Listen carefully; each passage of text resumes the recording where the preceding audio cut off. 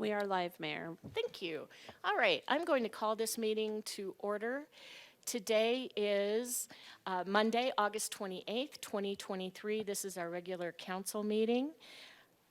Notice is hereby given to members of the City Council and to the general public that at this regular meeting, the City Council may vote to go into executive session, which will not be open to the public, for discussion and consultation with the city's attorneys for legal advice on any item listed on the following agenda. City Clerk, can we have roll call? Mayor Daggett, Here. Vice Mayor Aslan, Present. Councilmember Harris, Here. Councilmember House, Here. Councilmember Matthews, Here. Councilmember McCarthy, Here. Councilmember Sweet. Here. Thank you. Councilmember House, would you lead us in the Pledge of Allegiance? It's my honor, Mayor. If you're able, please stand.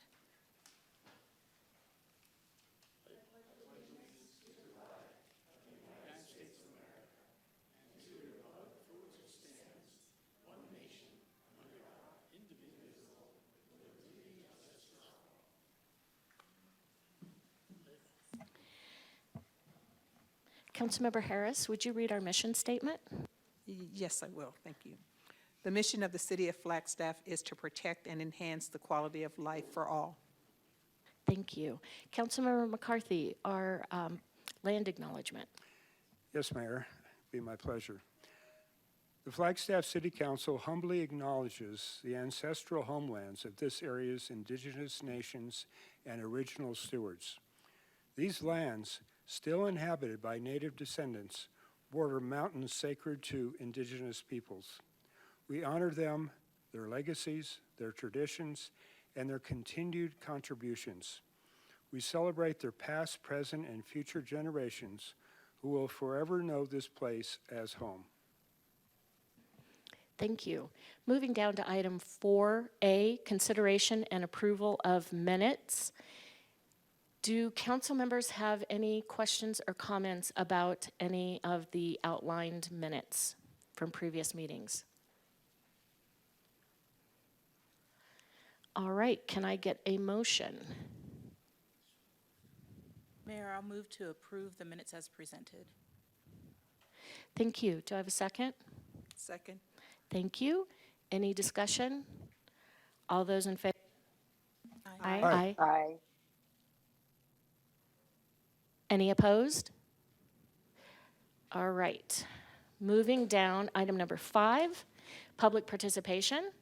Public participation enables the public to address the council about an item that is not on the agenda. Comments related to items that are on the agenda will be taken at the time that the item is discussed. If you wish to address the council at tonight's meeting, please complete a comment card and submit it to the reporting clerk as soon as possible. Your name will be called when it is your turn to speak. And these cards are located at the back of the room if you didn't see them. And first up, we have Al White. And Bracken Davis.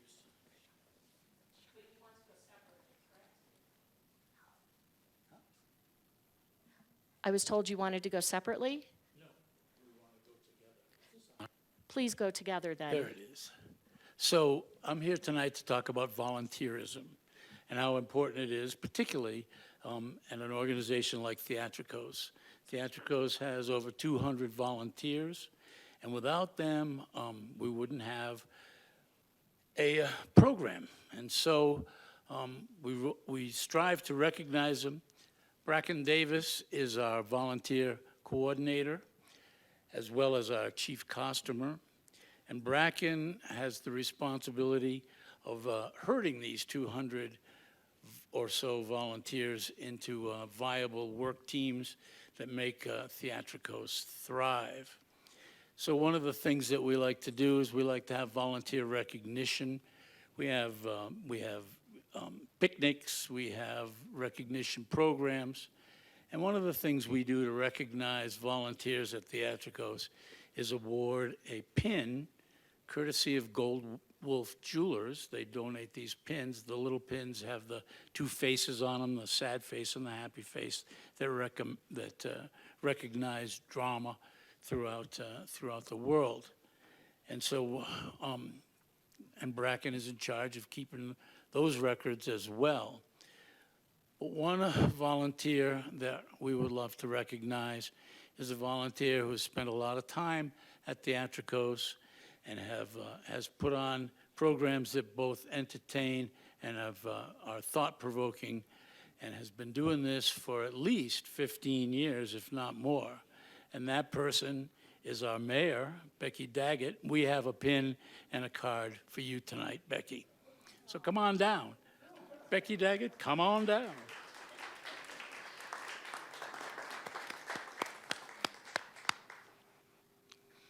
And thank you very much for what you've done with the theater, and what we hope you'll do again, maybe when you get less busy. Take care, and thanks again.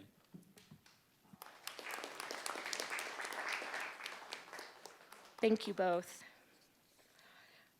Reverend Penny Honey? Yes, that is my name. I love it. My mom and dad had a real sense of humor. So, yes, I'm Reverend Penny Honey from Unity of Flagstaff, but today I'm here representing the International Day of Peace, which I have been honored to be the liaison and facilitator, I guess, of that for the last 4 years with the city of Flagstaff. We're looking forward to this year's event on September 23rd. We're hoping that our honorable mayor will be there to rededicate, and I've already talked to Sean, it's okay. And be there to rededicate the Peace Pole in Heritage Square, along with reading the proclamation that the city of Flagstaff currently has for International Day of Peace. We will also be celebrating the fact that this council and the former mayor were wise enough to support us in getting the status of International City of Peace. So we will be celebrating that on September 23rd. So that's between 10 and 12 noon. I invite everyone here and everyone here to join us there. And thank you again for your time. We always appreciate the support of City of Flagstaff as we celebrate and stand with peace. Thank you. Danae Pressler.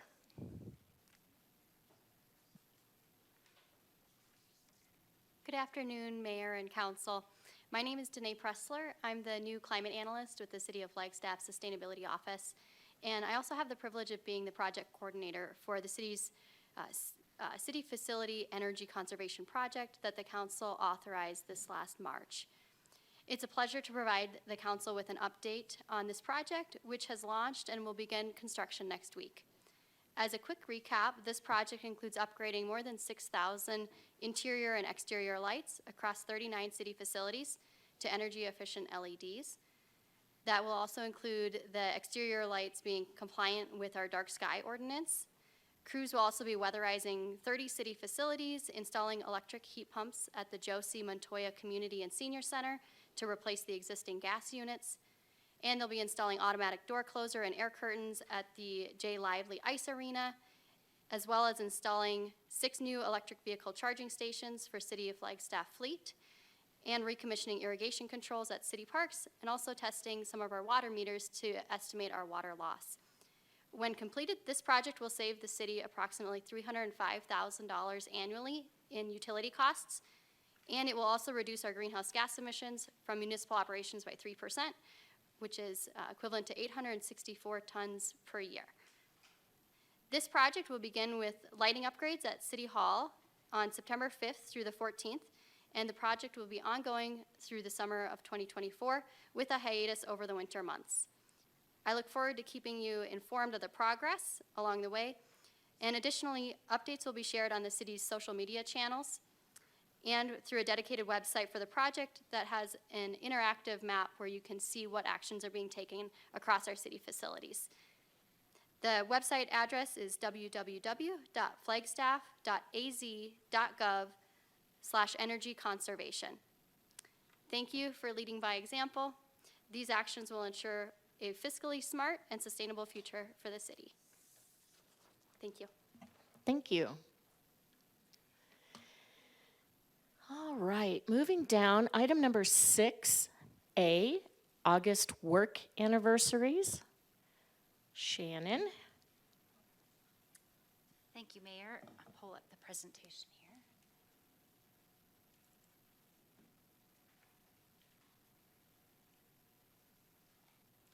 we go.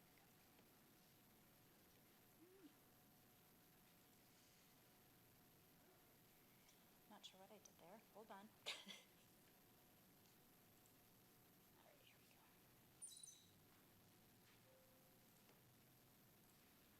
All right, here we go.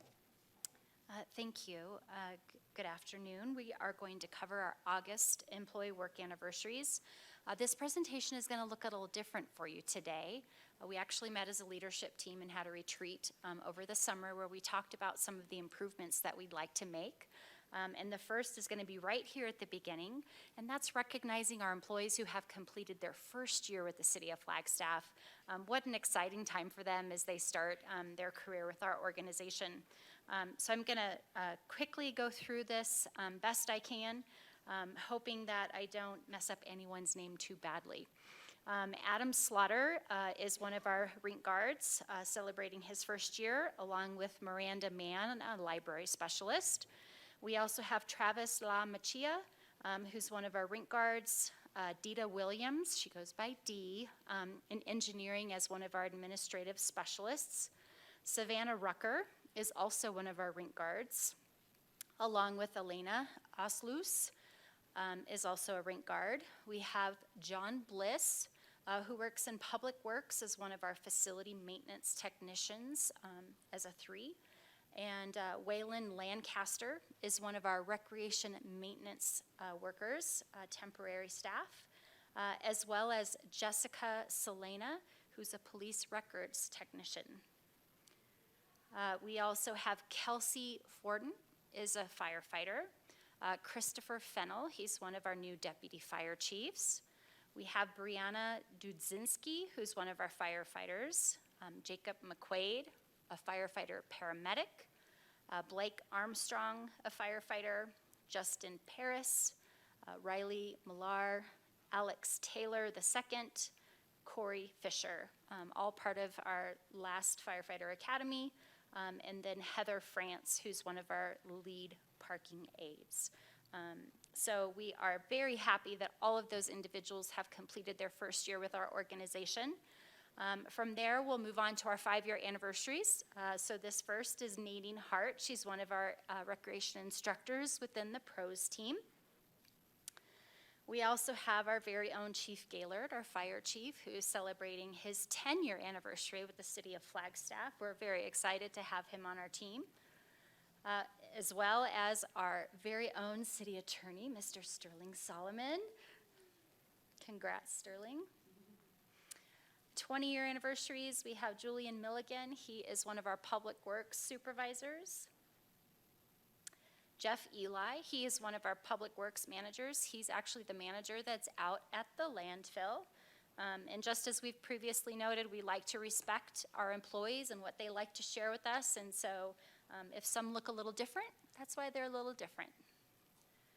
And then our 25-year anniversary, we have Glenn Kuiper. He is one of our industrial pre-treatment inspectors.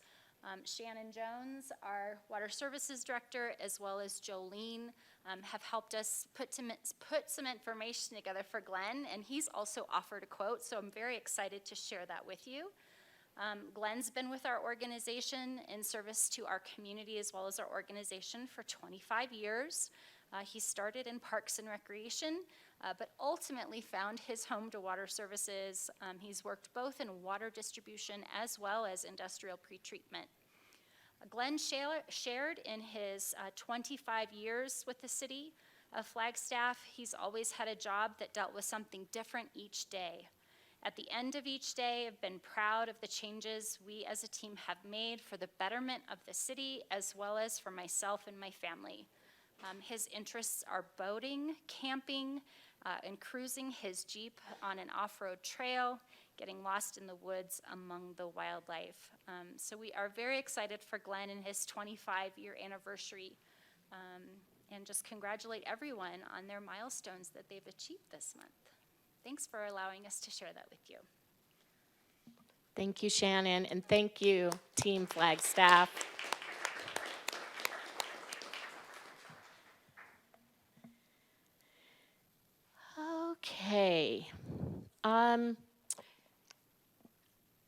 We're down to number 7, council liaison reports. And I'm going to start down here with Councilmember House.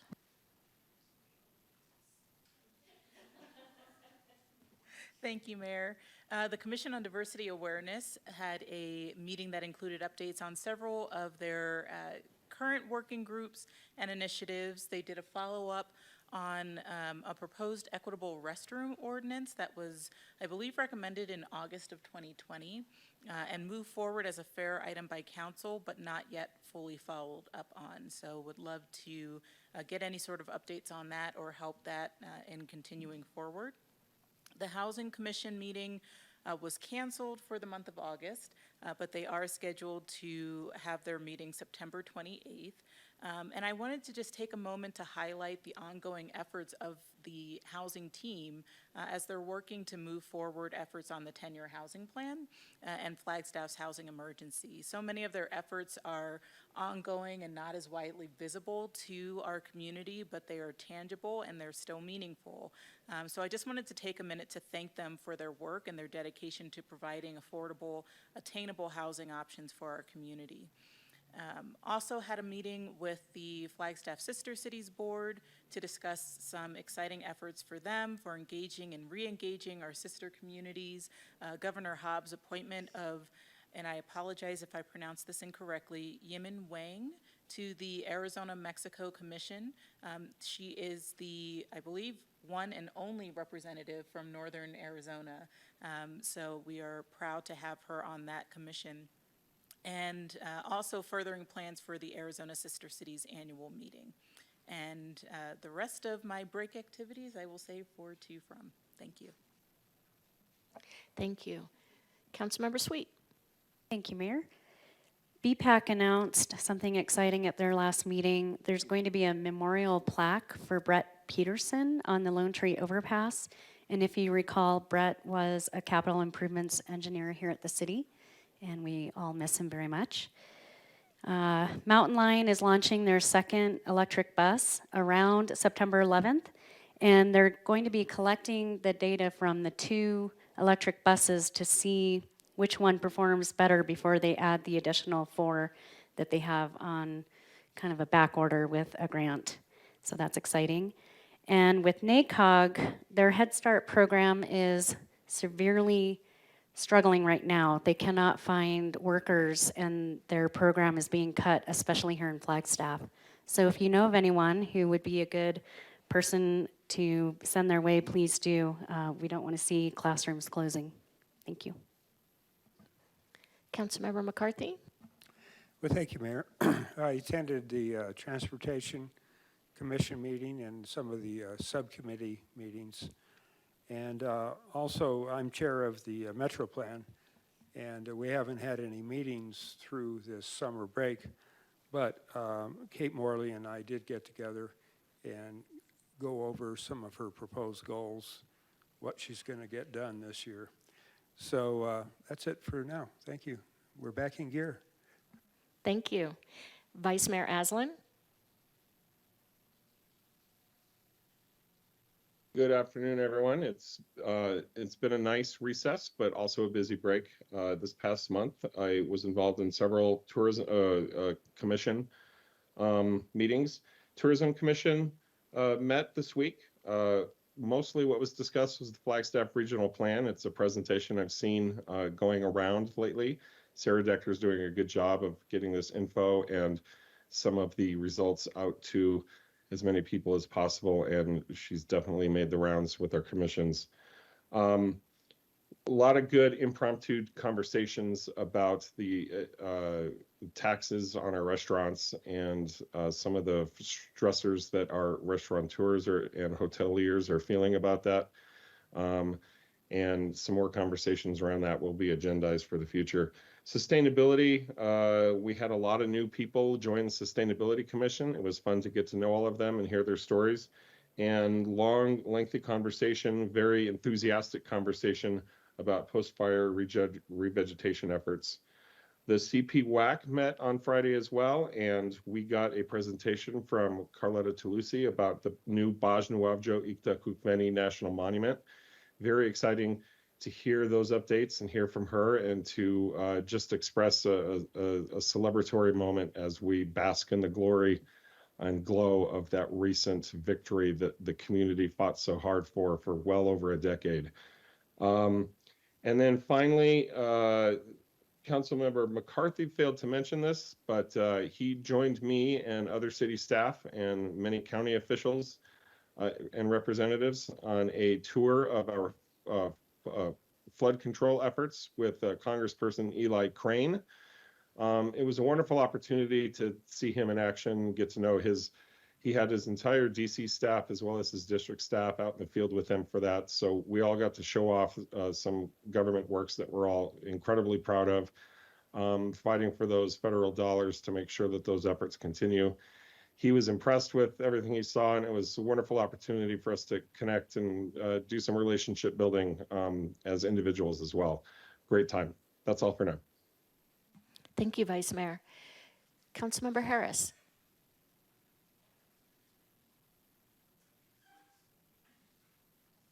Just got to see my notes here. Way too much paper, books. Okay, so I attended our recreation committee meeting. Right now, the open space meeting is happening while we're in council, so I'm not able to attend that. And the airport meeting was canceled. In terms of the recreation committee meeting, they're looking at a new trail project that they're working on, and we had a presentation from a group that's trying to connect the trail from southern Arizona all the way up to the Utah border, I believe, or the Nevada border, sorry.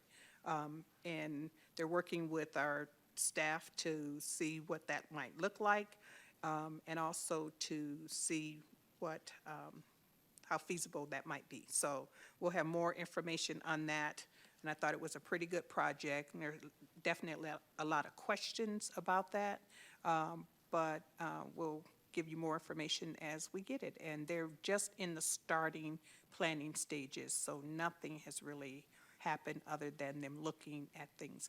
And they're working with NAU as a partner, this organization. So it should be interesting. We'll come back later. And I would like to tell everyone about my time with Parks and Recs over the summer break. I went on open space tour. I toured all of our recreation facilities. We have some amazing things that are happening here in Flagstaff. I learned that we had several thousand disc golf players in our city over, I think it was June or July. Staff can help me with that because of my memory. But I found Flagstaff's only waterfall, I think, and that's in Pitcher Canyon. I had never been, so I did a mile hike, woohoo! And so it was real exciting, and I'll talk a little bit more in the two from. Thank you. Thank you. Councilmember Matthews. Thank you, Mayor. I'm going to delay my report until next Tuesday. Thank you. All right. I've got a couple of things. One, the Commission on Inclusion and Adaptive Living. We are going to be making some appointments, I believe, next Tuesday at our meeting, and I believe that there are still openings. This has been one of the commissions that has been a bit challenging to attract applications for, and so hopefully we can get some more applications in. This is a commission that is doing some really important work, and at the last meeting, the commissioners created a presentation on sidewalk accessibility for people of all abilities, and I stated there that I would like to see that presentation given to council, so I think we can expect to see that soon. And the other is the ACONA strategic plan has been released, and today there was a meeting to go over kind of the high level points that were brought out through the strategic plan, and then they're going to drill down on different topics. Of course, housing is going to be one of the hot topics that is addressed in the near future. And several council members were able to attend ACONA's meeting here in City Council chambers with the Mexican consular and the former Canadian consular, and they gave presentations, and we were able to ask questions about trade with both countries and economic development, and that was really interesting. And that's what I have. So we will now move down to appointments. Item number 8A, consideration of appointments to the Housing Commission. And so Council, you'll see that, and anyone looking at the agenda, you will see that the Housing Commission is different than some other commissions in that there are specific roles that we need filled on the commission. So we've got 3 appointments for a building and real estate professional, and we have 3 appointments to community representative seats, and we have all of the applicants listed down below that. The order that the appointments are made, we start with Councilmember Sweet, and then Matthews, myself, House, Harris, and Vice Mayor. It looks like there's just one of us that's left out of this one. So let's start with Councilmember Sweet making an appointment. Thank you, Mayor. I move to appoint Tyler Denham as a community representative seat to the Housing Commission expiring September 2026. I'll second. Any discussion? All those in favor? Aye. Aye. Any opposed? All right, that carries. Councilmember Matthews. Thank you, Mayor. I move to appoint Nikki Sharp as a community representative for a term expiring September 2026. I'll second. Thank you. Any discussion? All those in favor? Aye. Aye. Any opposed? All right, moving to me. I move to appoint Sandy Flores as the community representative seat. Oh, you're just getting ready to, okay. To a community representative seat for a term expiring September 2026. I'll second. Thank you. Any discussion? All those in favor? Aye. Aye. Any opposed? All right, Councilmember House. Thank you, Mayor. I will move to appoint Haley Zaroya to the Building and Real Estate Professional Developer seat expiring September 2026. Thank you. Second? I'll second. Thank you. Any discussion? All those in favor? Aye. Aye. Aye. Any opposed?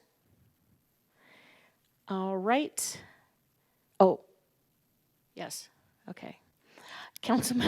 Sorry. Councilmember Harris?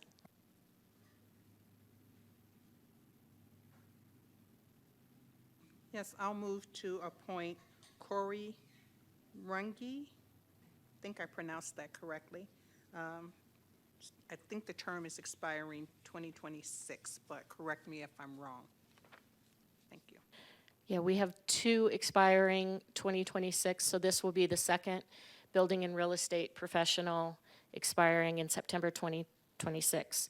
Do I have a second? I'll second. Thank you. Any discussion? All those in favor? Aye. Any opposed? Okay. Vice Mayor. Yeah, so it looks like Haley was picked for building, or was she picked for the developer seat? She was picked for the developer seat. Okay, great. So we have one building and real estate professional left. That is correct, with a term expiring September 2025. Oh, okay. Let's go with Erica Brownfield for that term extending to September 2025. I'll second. Thank you. Any discussion? All those in favor? Aye. Any opposed? Thank you. All right, and I will say that we had a particularly outstanding group of applications for this commission, which I think speaks to the importance of this commission. And I know that everyone who applied understood how much work they were getting themselves into. So thank you, council members. We will move down to item number 8B, Commission on Diversity Awareness. And this is myself and Councilmember House, and I will begin. Let's see, both terms expire September 2026. So I will move to reappoint Angelica Maria Sanchez to a term expiring September 2026. I'll second. Thank you. Any discussion? All those in favor? Aye. Aye. Any opposed? All right. Councilmember House. Thank you, Mayor. I am honored to move to appoint Tarang Jain, and I apologize if I am mispronouncing either of those, as a new appointee for a seat expiring September 2026. Thank you. Do we have a second? I'll second. Any discussion? All those in favor? Aye. Any opposed? All right, we're moving down to item number 8C, Parks and Recreation Commission. And we have Vice Mayor Aslan, then Councilmember Sweet, and then Councilmember Matthews. So, Vice Mayor. I propose that we nominate to reappoint Austin Kerr to a term expiring in August of 2026. Do I have a second? I'll second. Any discussion? All those in favor? Aye. Aye. Any opposed? All right. And Councilmember Sweet. I move to reappoint Ryan Martin to a term expiring August 2026. I'll second. Seconded. Any discussion? All those in favor? Aye. Any opposed? All right. Councilmember Matthews. I move to appoint Micah Smith to the term of Parks and Recreation Commission expiring August 2026. Do you have a second?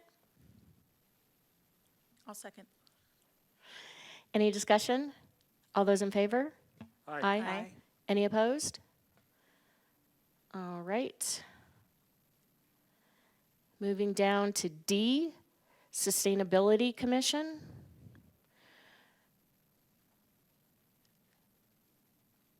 All right, I am looking for who appoints in this one. Am I just not seeing?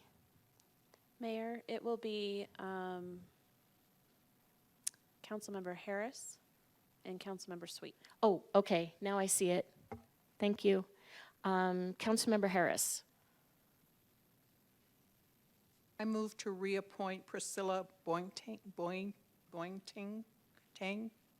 I'm sorry, I pronounced it incorrectly, but that's to a term ending October 2026. Great, do we have a second? I'll second. Any discussion? All those in favor? Aye. Aye. Aye. Any opposed? All right, Councilmember Sweet. I move to extend the term for Mary Ellen Metzger to October 2026. Second. Any discussion?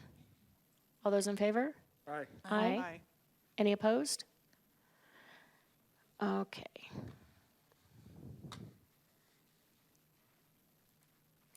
And I'd just like to thank all of the applicants to all of the commissions. Thank you for putting yourself out there to serve on one of these important commissions. All right, item number 9 is liquor license public hearings, although we do not have any liquor license public hearings. So item number 10, consent items. These items will be considered all together unless any member of council would like to pull one or two out to discuss separately. So we have items number A through F. Are there any council members who would like to pull any one of these items out? Okay, can I get a motion to approve? Mayor, I move to approve items 10A through 10F. Do I have a second? I'll second. Any discussion? All those in favor? Aye. Aye. Any opposed? All right, down to 11A, routine items, consideration and approval of contract. This is a consideration and approval of the Second Amendment for final engineering, design, and construction phase repair services with Hunter Contracting for the Interbasin Water Restoration Project. Hello. Hello, Mayor, Vice Mayor, members of council. David Peterson, Capital Improvement Project Manager. Thank you, Mayor. That was a mouthful in there. So there's a lot. This is GMP 3 for Interbasin Waterline Project. We'll be again, and for you again, one more time for another GMP, and we're at the meeting before your recess as well for inspection services. So, as always, I just wanted to give a little update on the project as well as talking a little bit about the contractual side as well. So just talking a little bit about the stakeholders. I've talked about this in previous presentations, but I always like to bring it up just because it's not possible without our fantastic partners we have in this project. So the U.S. Forest Service continues to give us our access via permits, access to our public lands. They also were pivotal in getting us up there to gather the information we needed to get to design, to get to construction. Couldn't do it without their hand in this project. As mentioned in the last GMP, so GMP 2, we talked about DFFM, the Department of Forestry and Fire Management, that is supplying up to $16.1 million to fund the project. And then Hunter Contracting is our contractor that's doing the construction. Jacobs Engineering is doing the design work. And then we have a myriad of county and city staff, particularly doing all the work behind the scenes to keep things going and really just doing a fantastic job. Honored to be a part of it. So keeping in the theme of all the presentations I've done before, I like to have an exciting slide in the presentation. Last time we talked about the funding I mentioned previously. This time I'd like to mention that on October 1st, the water was flowing back into our systems here at the city. We put that as a priority, first priority for this project, that we could fix our breaks that were in the water line to make the water flow back into our systems. That was accomplished ahead of schedule. We were thinking it would be in the fall, so I'm really glad to see that happen on August 1st. On the right side of this screen, if you remember, I have a picture coming up in the presentation as well, but there was a picture of me standing next to that 25-foot canyon. So point I is that canyon. And here we were able to repair the water line. The water line is inside this concrete encasement. So that will help armor this crossing as well as additional infrastructure on top of this. But that's one of the main points where the break was the largest and the most complex. So that allowed this and two other sections to be repaired to allow that water to flow down. But don't be deceived, there's still a lot more work to come. There's places where the water line is still showing, but it's connected, so it's not leaking, but it needs to be supported and reinforced. So the mechanics of GMP 3, again, Hunter Contracting holds the contract. Their subcontractor is Jacobs Engineering, continuing the design. The details of this is it's just over $2.4 million for the GMP 3, and the contract will take us into March. So we're hoping to be before you again, probably in February timeframe with GMP 4, which will be solely just for construction. So this will be the last GMP that contains a engineering aspect. So this will take us through what's called final design or 100% plans. So it's a unique project, obviously, in the context that we have design and construction kind of happening at the same time, the beauty of an emergency project. Typically we'd do design and then we'd have construction. So really appreciate the dialogue and the communication between all the entities going into this as we construct with the guidance of the engineers as we go. But this one will conclude the engineering design. As well as we continue some of that maintenance repair, beginning the armoring of some of these crossings. As you guys recall from prior, we have the crossings that existed with the Schultz fire repairs, which were previously armored, and then we have new crossings and new damage that have no hardened infrastructure. So we have to tie into the old and construct the new. So that maintenance repair will continue on.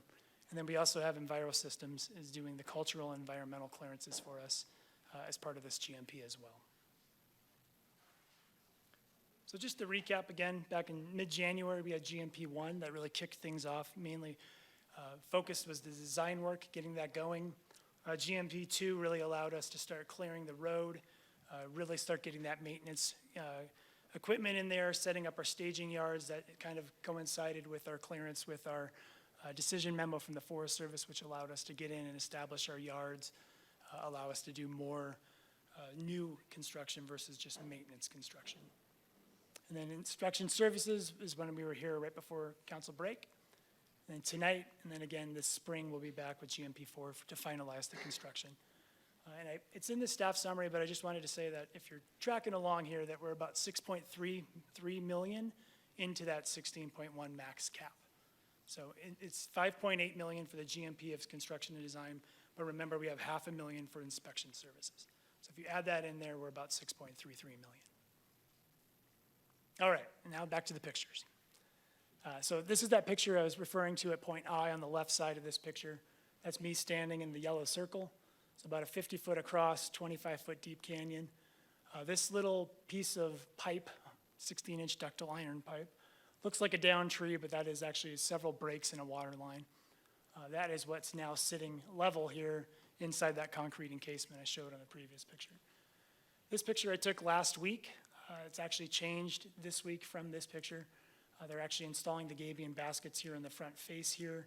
But the exciting thing here is by connecting this point here, I was actually able to drive the entire water line road last week for the first time since the fire. So they've done an amazing job getting things in there, getting going.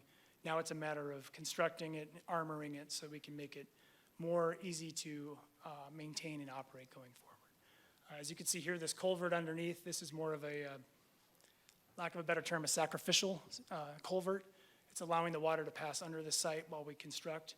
It'll be capped and shortened, and all the water and debris will pass over the site instead of under. We don't want to block a CMP and have things back up and flood. So it will be going at grade over the top like all the others. Site 7, this was another really messy one from that the good and bad and ugly presentation we gave you back in GMP2. So Site 7, we weren't quite sure when we first saw this picture from the drone where the road went, but it kind of attenuates back up here into the trees. We weren't sure if it actually came down this way, but it does go back this way. And then now, as of last week, we have passage through this point. Still a lot of work. The pipe was exposed here on the right side. You can see a lot of the debris that's going to be chipped up and scattered across the site per Forest Service specifications. And then this one was really tricky, Site 9, just down the road from 7. You can see the water line is exposed here under the road in the old picture here from last September. This section of road is probably only about 5 feet wide. So it was wide enough to walk on, but clearly not wide enough for any maintenance utility or authorized vehicles to get by. Here in the last couple of weeks, we've been able to lay back this slope just enough to give us the fill material to lay down here. And the Forest Service graciously met us up there to review that. That was in the decision memo to include a possible realignment at this site. Because of that, working with the Forest Service to cut back that slope a little bit, it saved several months of hauling thousands of cubic yards of material. So good communication can save a lot of time and money. And then this picture I really like to include in the end here. This is the Forest Service did an incredible job holding the fire line right on the ridge. So everything on the left side is the pipeline fire, and the unadulterated forest on the right is interbasin. So wonderful gratitude to the Forest Service and the crews that were fighting this fire. The Aspen, another thing we're working on is a tour for council. City staff is working on hopefully putting that together come October. But you'll see on that tour that some of the aspen up here are already 5 or 6 feet tall. So doing its role and coming back. So with that, I'm happy to entertain any questions or comments. And thank you for your time. Councilmember McCarthy. Could you go back one slide? That was my question. No, I got a follow-up question. It kind of looks like you just left the hardened part the same as it was and just kind of regraded the road. Is that true? I mean, is this site going to be more resistant to erosion than it was before, or is it basically the same? We're just putting it back and trying again. Councilmember McCarthy, no, it'll be, the new infrastructure will be tied into this. So simply to get maintenance and get equipment in there from both directions, we needed to make the road passable first. But in this picture, you'll see there'll be additional gabion baskets. There'll be a larger concrete cap, and actually the concrete cap this time will include a channel, so it'll be a ramp up, a ramp down to the phallweg or the flow line of the debris. It'll actually look much different. So this isn't the final, this is No. just to get the road open? That's correct. Okay, thank you. That's correct. They're far from finalized. It's just a matter of clearing the road and then giving some armoring to allow us to get through monsoon season. So once Any we other- have final design, I can share that. Any other questions or comments, council? David, thank you very, very much. Can I get a motion? Mayor, I move to approve item 11A, Thank you. which includes authorize the city manager to execute the documents. Do I have a second? I'll second. Thank you. Any discussion? All those in favor? Aye. Aye. Aye. Any opposed? Okay. Moving down, 11B, FY 23-24 insurance program renewal.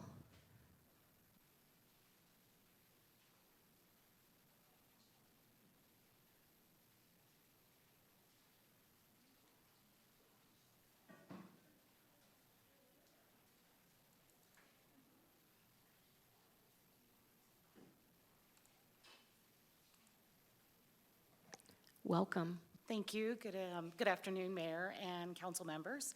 So I'm here today to present the fiscal year 23-24 insurance program renewal as we have outlined it. And so the first thing is just to remind everybody, especially for those of you that are newer to the council, that we are part of a pool.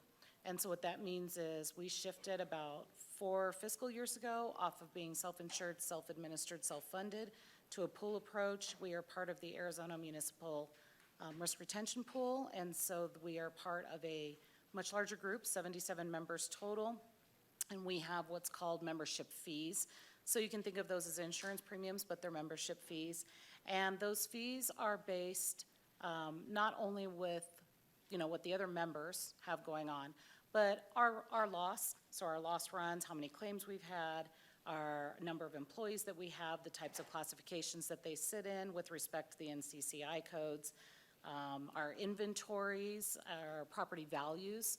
That's one of the things that we got done this past fiscal year. We got, normally we operate off of concentration of risk, but we actually got property appraisals done this last fiscal year. So that was the first time that we had been able to embark on that. So we visited, 115 structures over about a 3-week period of time. But these are the membership benefits that we have access to. So I highlighted the ones that we use so that you can see what's there. And the new one that I hope to get going this year is a centralized bank or database of all of our certificates of insurance, whether it's something that someone is asking of us as naming us as naming them as the additional insured, or a new contract where we're looking for that insurance requirement and hoping to implement that one this year. So you may recall being part of the pool, if there's an excess of funds, if you will, if our claims collectively did not come in as high as projected based on those premiums or those membership fees, then a membership dividend will be issued. This year, that dividend was a little over $280,000. Last year, you might recall, it was a little over $240,000. So yay to us for doing a great job. It's formula-based. I put the formula there, but we were the recipients of that. We asked that that be sent back to us in the form of a check so that we can track it. And it's not kind of like, oh, where did it go? Oh, well, we spread it out over the premiums, but we don't really see it. So we have a line item to actually track that. So this is where the cost of our program actually comes into play. So you'll see the total there is $2.2 million, just a little over $2.2 million, but here's the breakdown for AMRRP. A little over $1.1 million for the liability package, and you can see it covers their municipal property, inland marine equipment, auto liability, auto damage, crime, cyber. And then the limits, the coverage limits vary, and the deductibles vary depending on what it is. So for example, our automotive liability we have a vehicle that strikes a fixed object or strikes another vehicle, and our deductible will be $5,000. So department is responsible for the first $5,000, and then the claim, depending on what that level is, they come in with the rest. On our property deductible, last year, our property, for previous number of years, since we've been with the pool, our property deductible was $100,000. We lowered that this year to $10,000 per incident. We found that we were the only municipality with a $100,000 deductible, which was super high, and that's very high. And we found that we had a number of incidents last year that maybe hit somewhere between $42,000 and $76,000, and we couldn't file claims because our deductible was $100,000. So you're paying the premium that goes along with that coverage line, but you don't really have access to the insurance because the deductible is so high. So we shifted that this year. Excess coverage, so that might be like a sewer, like a big sewer backup, something like that. We have excess coverage in some smaller areas. That was $150,000. And then the workers' compensation, that's an estimate because it is very specific to employee count in its own respective risk category, but that came in at just under $1 million, so that's where we get our $2.2 million. That is an overall increase from the previous fiscal year of 14%, a little over 14%. That is due to a number of factors, but industry-wide increase and increase in payroll. Overall, property appraisals got completed, so we now have a better accurate value of our actual tangible physical property, and then the decrease in property deductible that I mentioned. The property deductible, the actual figure to move from a $100,000 deductible to a $10,000 deductible was $52,000 roughly.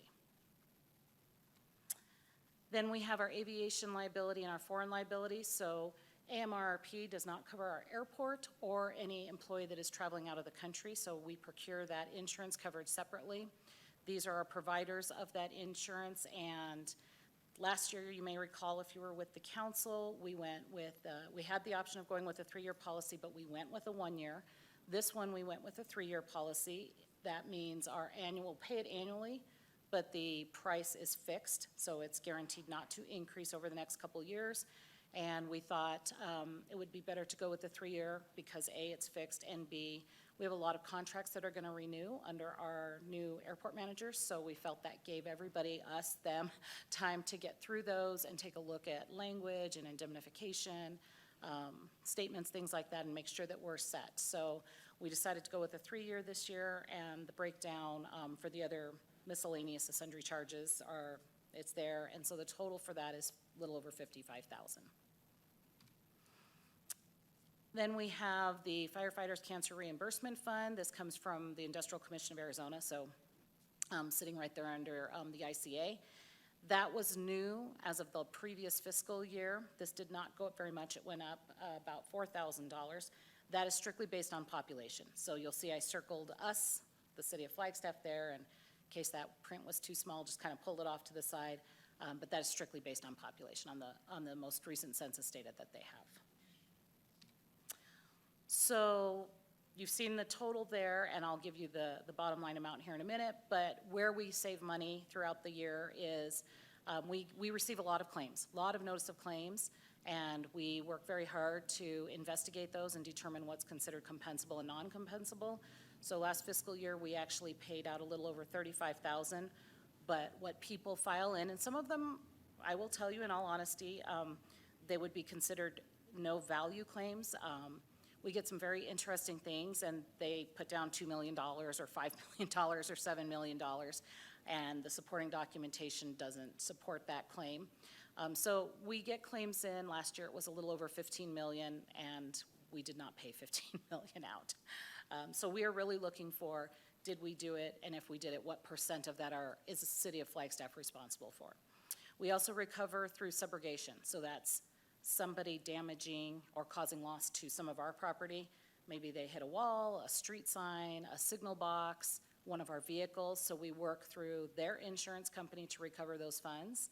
So we recovered a little over $34,000, and any place where there was an arrest or the person did not have insurance coverage, we work with the courts and make sure that we are getting all of those filed and responding to all of those victim notices so that we can recover.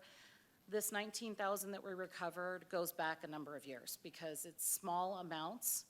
So we may get a large check right up front. Somebody's just like, we were awarded, we were the victim, and it's $1,300, and they pay the $1,300.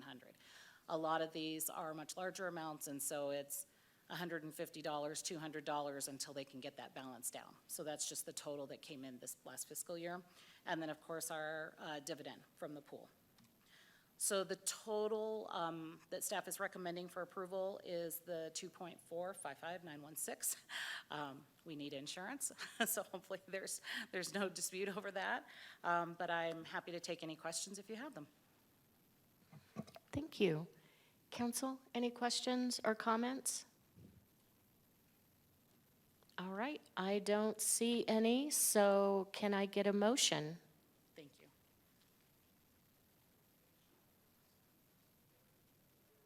Mayor, I move that we approve item 11B. Thank you. Do I have a second? I'll second. Thank you. Any discussion? All those in favor? Aye. Aye. Aye. Any opposed? All right, thank you so much.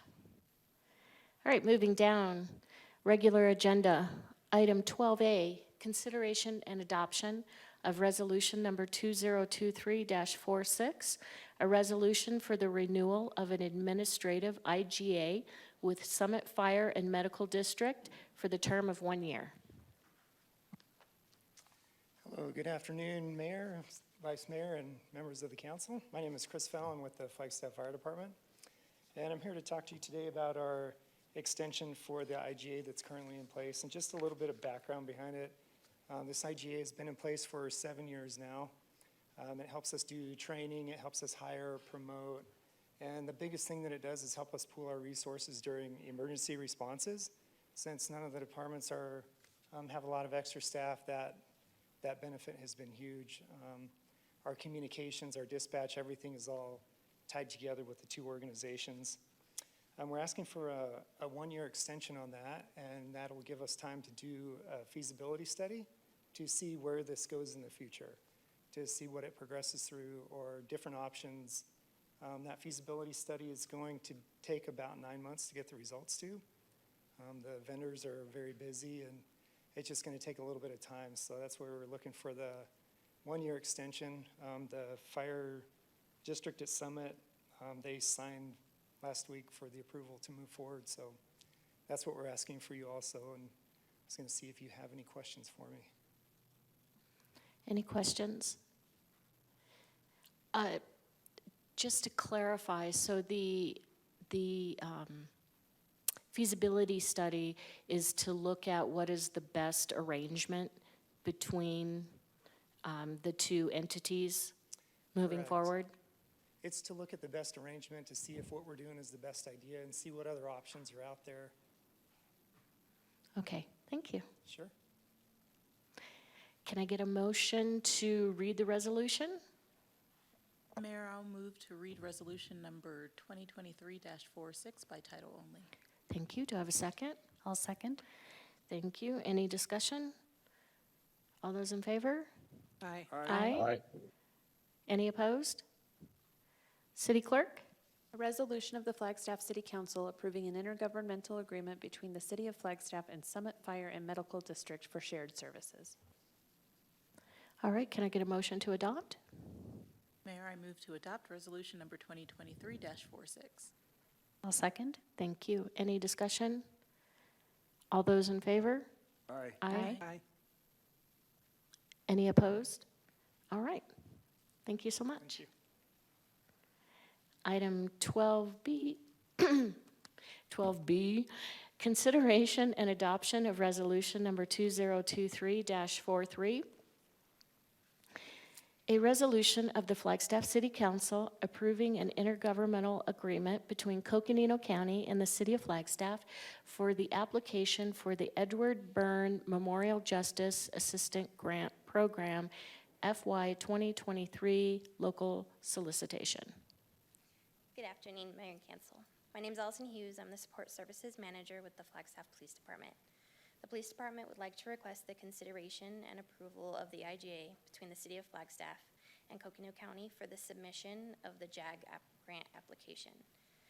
Flagstaff Police Department has a proven track record of establishing and maintaining crime prevention programs that elicit cooperation between community members and law enforcement personnel to control, detect, and investigate crime. The police department utilizes these grant funds to help with community policing activities, such as New Year's Eve festivities, community support meetings, block watch meetings, educational presentations, cleanup projects, National Night Out, car seat safety prevention, and the 4th of July parade. The JAG program was created in 1984 to provide federal leadership and allows agencies to support a broad range of activities to prevent and control crime based on their own local needs and conditions. The JAG program provides agencies with the flexibility to prioritize and place funds where they are needed the most. This year, the funding requested is in the amount of $30,185. The JAG funds will be divided between the City of Flagstaff Police Department and Coconino County Sheriff's Office. The city share is slated to be used for discretionary overtime for our officers to carry out community policing programs and CompStat initiatives. The police department has utilized the JAG grant for over 20 years. We continue to be partners of the community and strive to keep crime down. Thank you for your consideration. Thank you. Are there any questions or comments, council? All right. Can I get a motion to read? I move to read resolution number 2023-43 by title only. A second? I'll second. Any discussion? All those in favor? Aye. Aye. Any opposed? City Clerk? A resolution of the Flagstaff City Council approving an intergovernmental agreement between Coconino County and the City of Flagstaff for the application for the Edward Byrne Memorial Justice Assistance Grant, JAG, Program FY 2023 Local Solicitation CFDA number 16.738. Can I get a motion to adopt? I move to adopt resolution number 2023-43. Second. Any discussion? All those in favor? Aye. Aye. Any opposed? All right. Thank you, staff. Okay, item 12C, consideration and adoption of resolution number 2023-45, a resolution of the Flagstaff City Council adopting the Public Safety Personnel Retirement System 457B Deferred Compensation Program.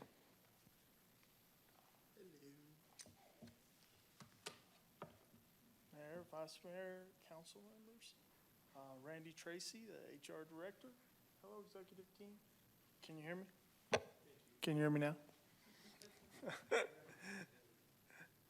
So we're going to present to you a public safety member enrollment to a state-sponsored ASRS Deferred Compensation 454 plan. That's a mouthful. We thought that we had presented this to you previously. They actually presented, I believe, in October. And there was some confusion on it. So public safety members, come to find out, were not allowed to be able to be a part of that 457 plan. And so only ASRS employees could do it, civilian employees. It wasn't discovered until recently that they couldn't. So we had to stop doing it, come back to you, and present a side-by-side ASRS, PSRS plan. So the folks that were in there previously before it was discovered were grandfathered in, but we had to stop it, and then we're going to try to start it again with a side-by-side plan. So the packet that you have before you is almost identical to the one that was presented in October, short of changing all of the acronyms to PSRS. I believe, Sterling, your office helped us develop the resolution on this as well. So we're simply asking that by resolution we create two side-by-side plans so that the folks in the PSRS can actually start investing in that plan at this point. That's really it's pretty straightforward. We've discovered you couldn't do it by law, and we have to come back and do another resolution. So the employees that were previously contributing to the deferred compensation program, will they continue to invest in that same one, or are they switching over to the Public Safety Personnel Retirement System 457B? Excellent question. From what I understand is that once we get it set up and the resolution in place, they will start moving them over to the appropriate plan. But they're still in that plan right now, and they've been grandfathered in until they can be moved over into the new plan. So in the end, the money works out the same, their investment is the same. Yes, and it's the same administrator for both of them as well. All right, any questions or comments, council? Can I get a motion to read the resolution?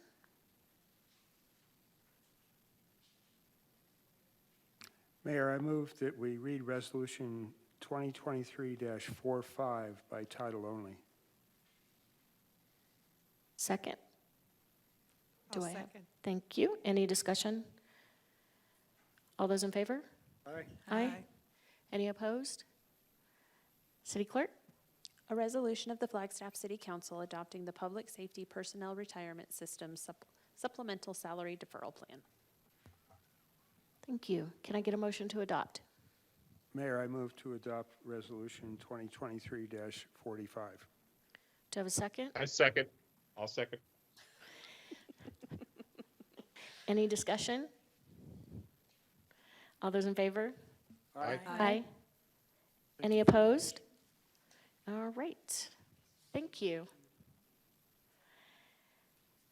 All right, 12D, consideration and adoption of resolution number 2023-44, a resolution approving the intergovernmental agreement between the City of Flagstaff and Coconino County for election services for the November 7th, 2023 special election. Do you have to run back to that microphone to read it? I sure do. Okay, I'll run really fast. okay, go ahead. Good afternoon, Mayor and Council. Stacy Salzberg, City Clerk. This resolution is before you to approve an IGA with the Coconino County Elections Department to conduct to actually administer the ballot by mail election for November 7th, 2023. This is a very standard IGA. It's something that we do each year for each election, but I am available for any questions should you have any. Any questions or comments? Okay, can I get a motion to read the resolution? I'll move to read resolution number 2023-44 by title only. I'll second. Any discussion? All those in favor? Aye. Aye. Aye. Any opposed? City Clerk? A resolution improving the intergovernmental agreement between the City of Flagstaff and Coconino County for election services for the November 7th, 2023 special election. Thank you. Can I get a motion to adopt? Move to adopt resolution number 2023-44. I'll second. Any discussion? All those in favor? Aye. Aye. Any opposed? All right. Moving down, discussion items. Number 13A, Wildland Fire Management Program, Forest Health and Operations Update.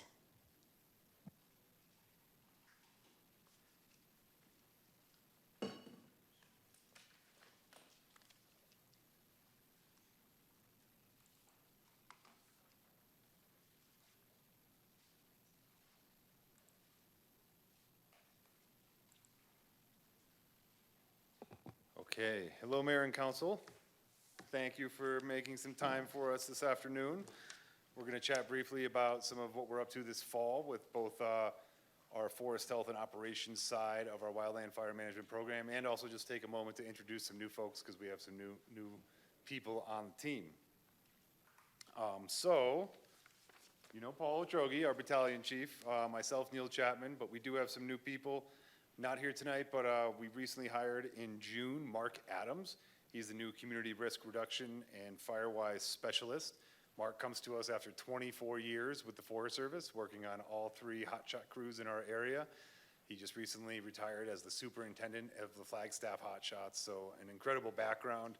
And you may remember last year during the pipeline fire, shortly afterwards, there was a wonderful article in the Arizona Daily Sun about how our community needs to live with wildfire, and Mark wrote that, and so that was kind of his early introduction to the interview process when we kind of were thinking about people filling that position. And then we've got a few other folks as well on Dylan's side of the house for Dylan to talk about. Good afternoon, Mayor, Vice Council, or Vice Mayor and Council. My name is Dylan Geffey. I'm the Wildland Fire Operations Captain within our program. So to continue speaking what Neil's talking about, when I started a year ago, we also hired an engineer, Cody Glazner, who came to us from Summit Fire, who had 10 years over there working for the line. Came to the Wildland program, and then just within the last month, we hired a new engineer, Briar Nittman, who also comes from the Forest Service with about 12 years of experience, mostly here on the Coconino and the Prescott National Forest, and varied between hotshot crews, engines, and some fuels work as well. So very happy to have those folks on. And then currently right now we do have 2 firefighter positions open that we are actually interviewing for next week. So hope to have those filled by early October. Okay, and so moving into some of our program updates, I'll cover some of the thinning work that we're doing, and Dylan will get into some of the prescribed fire. We wanted to make sure, as some of this stuff is happening or is planned to be happening this fall, we just took a little time to chat about it. Picture Canyon is going to be wrapping up this month. We had a contract with the Arizona Conservation Corps. I'm glad you got out there to see that waterfall. It's always a treat. And so we'll be done with the majority of the thinning on that site by the end of this month. Thorpe Park is a new place on our radar. We recently had a small wildfire up there this spring and spent some more time walking around up there and kind of realizing we've got some work to do. So in between Lowell Observatory and the disc golf course, there's some areas we want to keep working up there. We've got a couple different partnerships in place to work on that. We're looking at Arizona Conservation Experience, can potentially do some training up in there. And then Dylan's working with Team Rubicon to potentially do some more saw work in there. Lowell Observatory, we have big plans for almost 700 acres up at Lowell Observatory. We're working through a couple different funding options right now, but that's basically the last large section of land up on the mesa that does not have treatments in place. And so in addition to a bunch of Firewise work around the buildings, that large section up there as well, we can do a bunch of ecological risk reduction based thinning. And then city parcels, one of the things that Mark Adams is bringing some horsepower to is really looking back inside city limits. You may have remembered Geraldine Byrne was here for many years, and he's really helping fill that gap that was kind of empty for about a year after she left. So we can start getting back into the city limits with both private land and city property and assessing some of our priorities in there and working with partners to implement those projects. So handing it over on prescribed fire. Okay. So for our prescribed fire program, looking ahead to this fall, we have identified 4 prescribed fire units that we're going to look at getting entry into. And that's going to be up on Observatory Mesa, a small area in Thorpe Park, a city well field, and then the Naval Observatory Flagstaff Station. So with those units, our approach to these has been very meticulous planning. We know that these are going to be highly viewed in the public, just a lot of public interest in what we're doing up there, how we're ecologically treating the landscape. And so with that, as we go in to implement these, there's going to be a major focus on public outreach. That's what we're here today talking to you folks about, getting it out 2 months ahead of time. And then leading up to the weeks of the burn, public outreach will be the main thing, because we want to not only be treating the landscape outside of the city, but also showing what the benefits can do with parcels close to private ownership and city parcels, and what we're actually really trying to achieve out here. So with that, the burns, just as kind of how, for your guys' information, is how this will work. Those burns the ignitions will take place early in the morning, and this is all dependent on weather, and everything's got to be right. It's all the conditions that we're looking for. But burns will take place early in the morning. Ignition should be done by 2 p.m. Plenty of time to let the smoke lift and get out of town and not have any impacts impacting the community. And then our presence will be out there until those prescribed fires are out. So moving into the actual units themselves, the first one up on Observatory Mesa, we've got 2 areas identified that we're looking to do entry into. Same thing, that's going to be condition based on where we go with that. The one unit is 160 acres, and it's in some land that has been harvested for timber. So looking to get in there and clean up some of the debris from that. And then the other one is in the northern portion of Observatory Mesa, and that one's about 40 acres in that section. So again, with that, we're looking at conditions and basically what the fire behavior is that we'll be expecting on those two units. So that's that one. Thorpe Park is going to be that area that's highlighted here. It's right around the park area there. And so with that one, that's where we're trying to get into town and show the community what our program is doing and the benefits of what we're bringing to the table. The Naval Observatory, that is an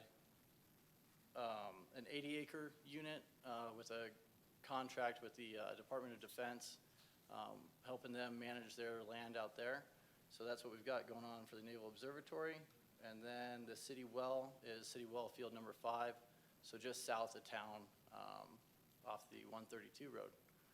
But that one is 40 acres, and that one's going to be in conjunction with the state also. So building our partnerships early on this year, just getting things ready to keep moving forward with our program.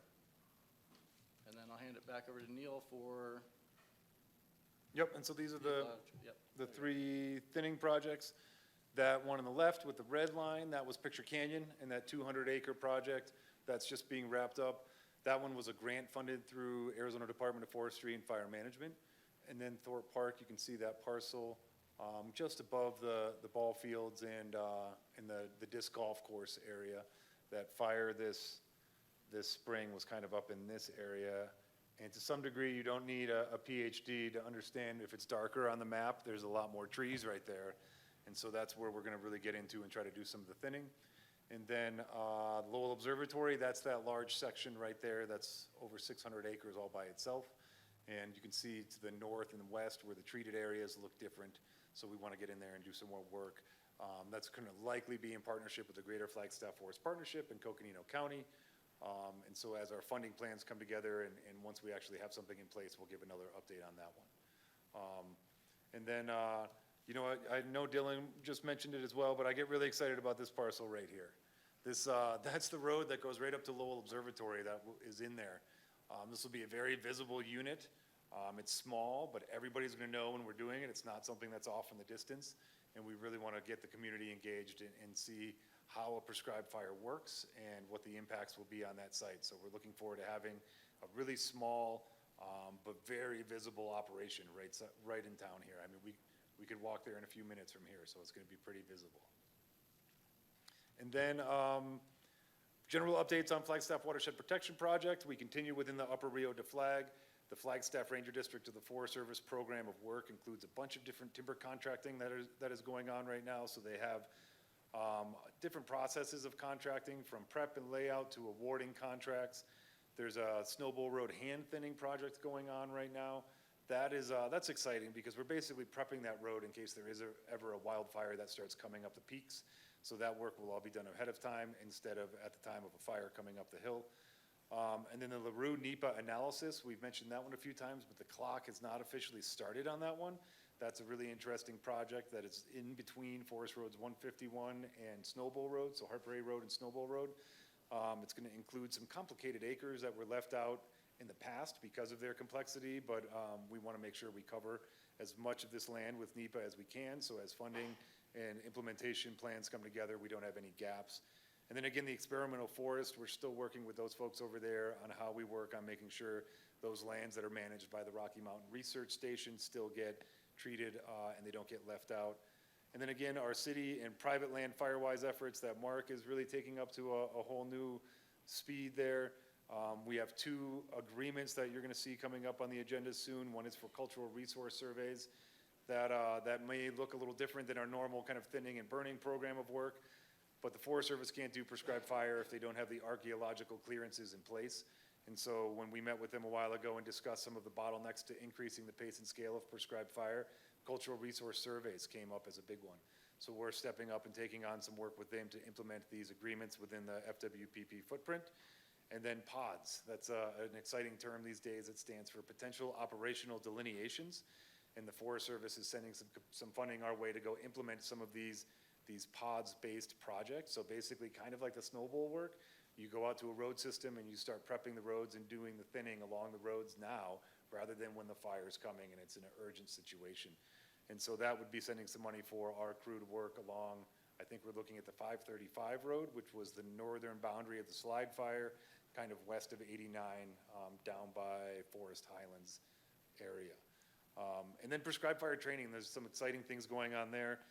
There's a prescribed fire training exchange in partnership with the Nature Conservancy and a couple other groups that we're still on the radar of organizing. And then the Prescribed Fire Training Center is a huge organization in the Southeast. Over 1,000 firefighters go through there every year out of Florida and get really amazing prescribed fire training experiences and skills. And through a couple different programs, there's a lot of capacity going into expanding that out of Florida. And there's potential for Flagstaff to become a hub of a prescribed fire training center expansion. And so we're continuing dialogue with our federal partners and our local partners on how we can make sure that Flagstaff stays at the top of the list of an expansion of that sort of program as well. And then coming up, some future discussions. The Wildfire Mitigation and Management Commission that I was appointed to last year, our final report will be out in late September. And so we're planning on getting that back in front of you guys, and we could talk a little more about some of the details on aspects of that report and where we see that having great impact in our community. And then also October 17th, we've got Northern Arizona University School of Forestry, Kat Edgley, and Ecological Restoration Institute's Melanie Colavito. They put together some wonderful information around wildfire impacts and adaptation strategies.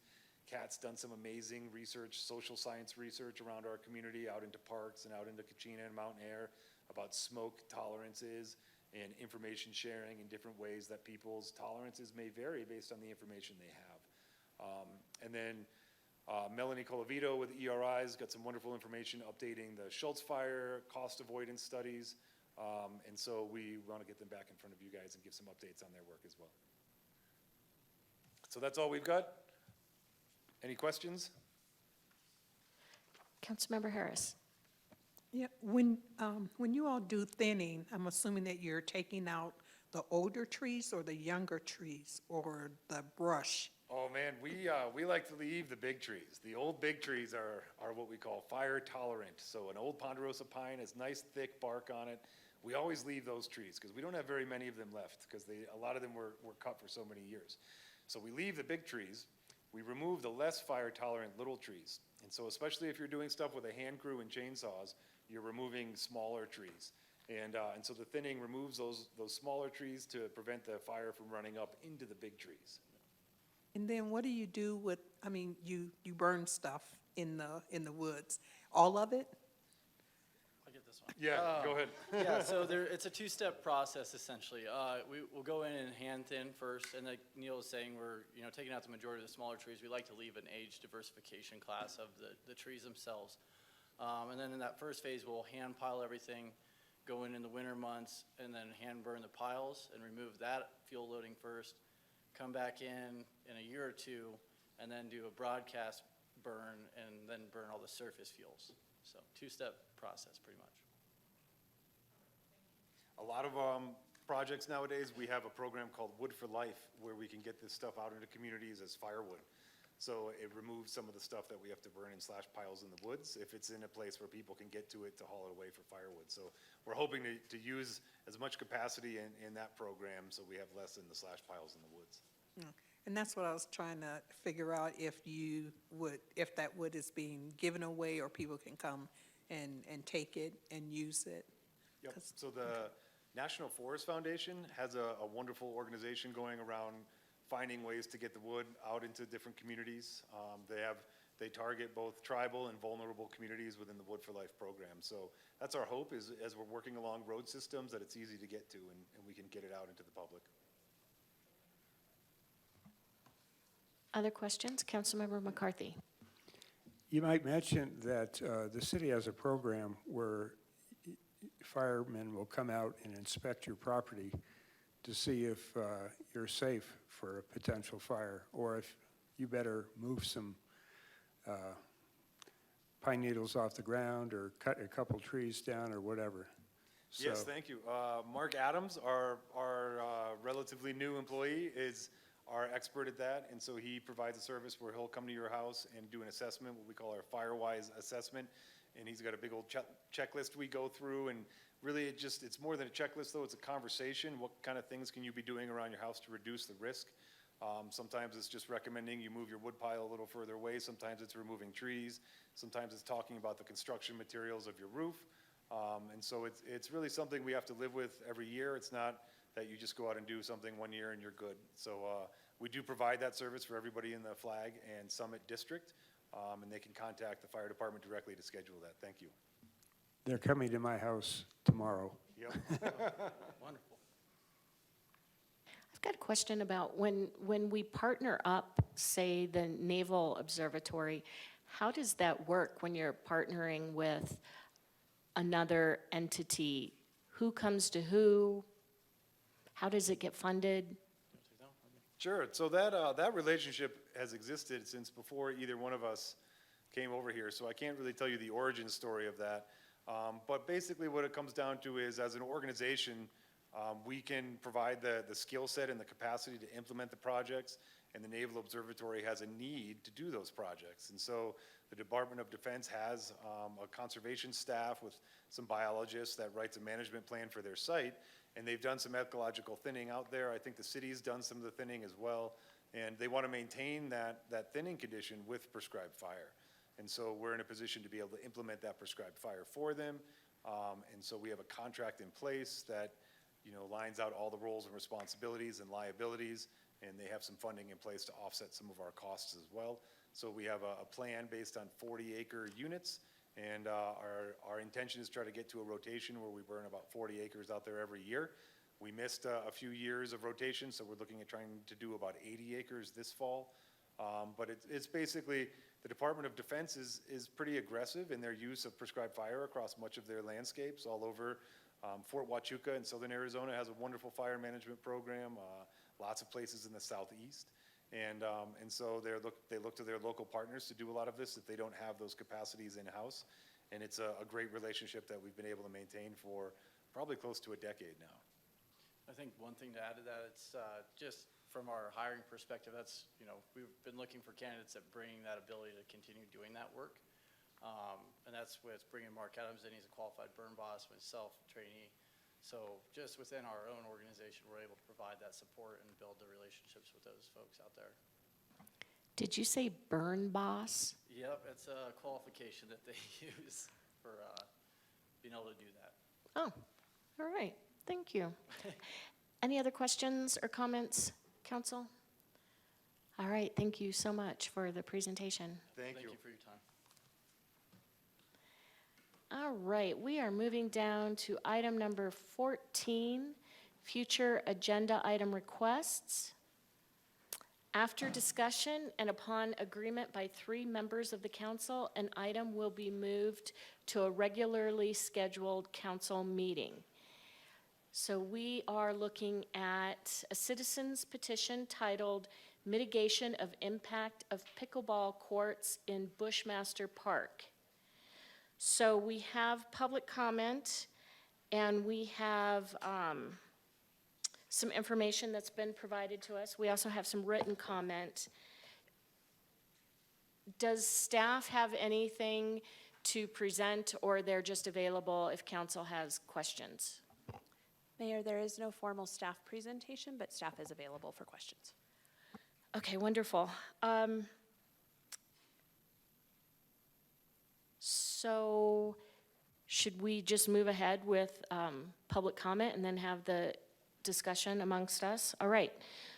So we have Audria Smith.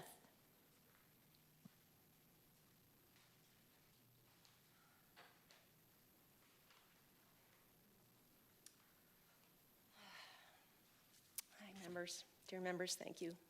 It's good to have this opportunity to approach you. I've acquired a copy of the sound study that Tony Cullum's law firm ordered per the litigation process by residents of Forest Highlands. Even if you just glance through the 34 pages, you can see that there's much to study about pickleball noise and its effects. You also have the study in your inbox. Please look at the science, please be curious, and let's have a review and smart discussion. Please do not dismiss the importance of this sound evidence. We really need to talk. I'm here to request that you hire and follow the guidance of a qualified acoustic firm, and until sound studies have been completed, you halt the proposed construction.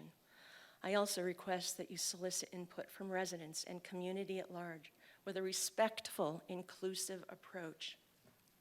In discussion with my group and neighbors and park users, I mostly run into anger and disgust and defeat. I don't think there's anyone else here tonight. The pickleballers are the only group getting all the marbles, Ms. Harris. And the undesirable element turns out to be 18 to 20 trees per the last design we saw from Amy. We know that these sounds impact health. I'm here to tell you that the increasing use of the current courts and pickleball use has negatively impacted the quality of my day-to-day life. I am held in captivity by this impulsive noise. Literally, I am shutting my doors and windows of my art studio. My massage room opens with French doors to my patio and my garden with its bird sounds and fragrances facing the great ponderosas of the park. Now the doors are mostly shut during sessions with my clients. I no longer enjoy my back patio on these beautiful summer nights, where I used to spend nearly every evening dining with friends or just lying on the big overstuffed couch with my dog and cats, simply enjoying the cricket sounds and the silhouette of the big trees. I celebrate at 9:58 when the lights go out in the park. However, I'm usually trying to sleep by then with silicone earplugs stuffed in my ears. My good health has taken a turn. I've been plagued this summer with mysterious nerve pains that run through my back into my arm and legs. I'm also getting migraines. My blood pressure has also always been in the sweet spot. It too is alarming me. Please, let's talk. Please, let's talk about this. Let's have a smart discussion about the impacts of this, and let's do a sound study. It's the right thing to do. That's all I've got to say tonight. Thank you, Audrey. I have a question. So this study was done, as I understand it, Forest Highlands installed new pickleball courts. Am I correct? Yes. And is that what this sound study is about? Yes, because apparently there were like 3 threats of litigation or coming to the table to come up with a solution and agreement. And finally, 4 years, I believe I heard, they spent $3.7 million finally moving the courts next to the highway with sound barriers. They built giant sound barriers. Besides getting them like, 1,000 feet away from any resident. But first they wanted to put it over here, and the residents complained it was too close. And then they proposed it here, and there was more complaints and threats of litigation. Then they, on and on and on. And so they hired Tony Cullum's, the last man who was affected, hired Tony Cullum's firm, and they did this great sound study, and Tony said it was an amazing presentation. And after that presentation, the board of Forest Highlands was absolutely blown away. They had no idea how impactful the sound of pickleball noise is. And they only have 6 courts. We're going to get 16. And so these were, the courts were never built inside the walls, is that correct? They were then built on the highway, or were they built and then moved? No, they were never built. Okay. They were never built. In that time, the pickleball group, of course, grew larger and larger, and they were contending always with the tennis. They have a very long-established tennis club there, and it was getting very, very contentious. It was getting ugly. I know the tennis pro myself. She shared lots of ugly stories with me. And so finally, so after years of holding off and threats of litigation, threats of lawsuits, which Forest Highlands residents can afford. The last man who hired Tony Cullum said, according to Tony, if we win this case, I'm going to give you a new Mercedes. That's what he said to me. This guy owns the Mercedes dealer. But litigation is very expensive, and we're begging you to please do this right. Please. Look at the science. Look at the data. It's really solid. I don't know. What else?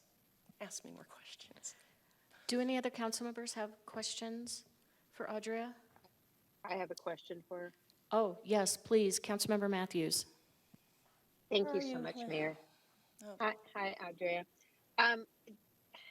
I've wondered this for a little while, and I just have to ask because I just can't logically come up with the answer.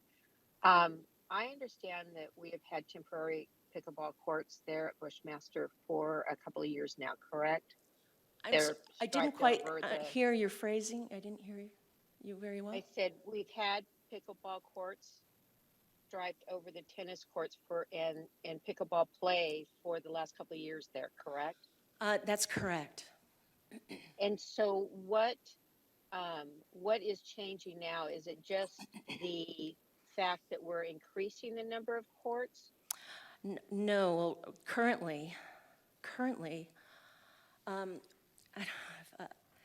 2 years ago, this is just to give you an idea, there were 8.9 million pickleball players in the US. Now there's 48.3 million people playing pickleball. I don't know if it's all over the news. People send me articles and news stories all the time of the latest thing is that they're opening a place called Chicken and Pickle.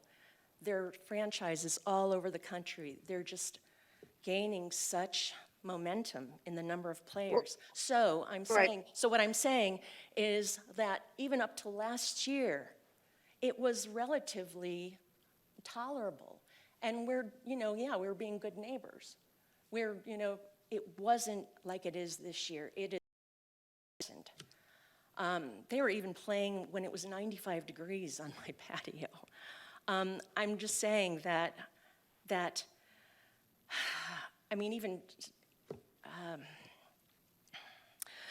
it's getting more popular. It's good. I'm so glad the city wants to accommodate this sport. But there are places where corporations and cities are putting them far from residents. I would love to put the city manager in touch with the manager of Carlsbad, California.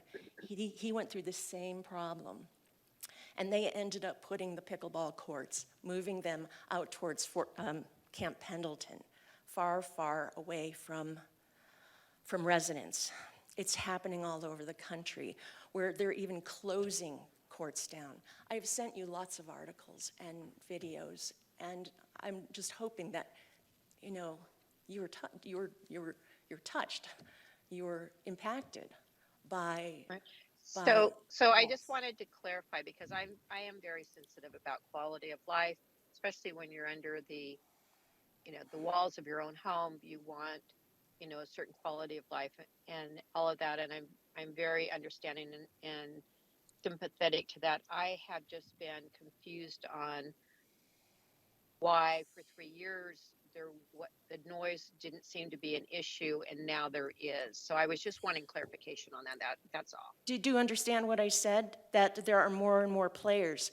There's lines of players, and they get to come and play for an hour or two.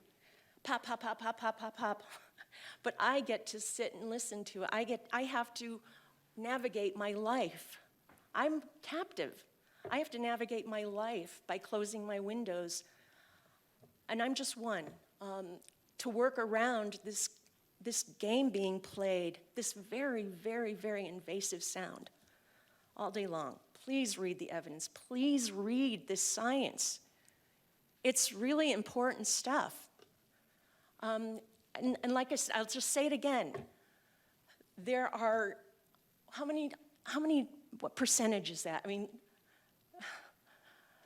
Do you understand that the more players there are, they're going to fill those courts, they're going to fill 16 courts. Right now, there's 8 courts on a Saturday that are filled. Currently, like, okay, in the morning, they'll start at 7 o'clock, and the noise will build and build and build, and more people will show up. By then, my doors and windows are closed. I don't know where I'm going. I don't know what I'm saying. Do you hear what I'm saying? Last year, maybe there were 100 people in the town playing pickleball, and they would show up occasionally. Now it's getting more and more constant. And with 16 courts, wow. And with the growth exponentially of how many players there are each year, next year, there's going to be 100 million people in the country playing pickleball? And that just, a piece of that's going to be in Bushmaster Park, surrounded by 78 residents and other park users. Thank you, Audria. Councilmember Matthews, did you have your question answered? I did, and I really appreciate her explanation as well as her passion for it. I can feel her frustration for sure. Thank you. Thank you, Audria. Thank you. All right, council, do you have comments you'd like to make or questions for staff?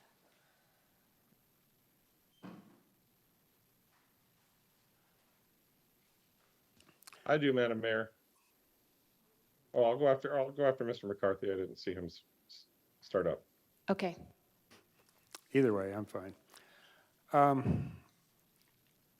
I think pickleball is a good sport if it can be done in a location that doesn't destroy people's peace and quiet. And if we're going to build pickleball courts there, we definitely should be looking at how we can mitigate, which means reduce the impact of the pickleball noise. And there are things that can be done, and I think that we need to do a study. And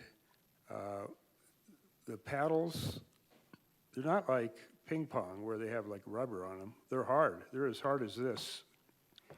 And the balls are hard. So it makes a very outrageous noise.